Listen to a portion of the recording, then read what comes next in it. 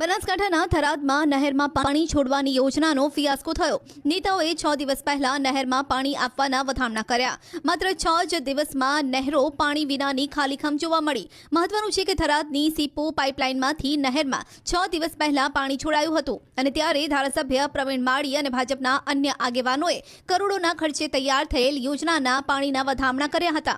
હાલમાં ડીસા પંથકના 25 ગામના ખેડૂતોને પાણીની જરૂર છે, ત્યારે કેનાલો ખાલીખમ ખેડૂતો સાથે પાણીના નામે માત્ર નાટક રચાયું હોવાની લોકમુખે ચર્ચા છે। આ તરફ વડોદરામાં પીવાના પાણીની લાઇનમાં ભંગાણ સર્જાયું। રાવપુરાના મચ્છી પીઠ વિસ્તારમાં પાઇપલાઇનમાં ભંગાણ થતા 6 ફૂટ ઊંચા પાણીના ફુવારા ઉડ્યા, જેના કારણે હજારો લીટર પાણીનો વેડફાટ થયો।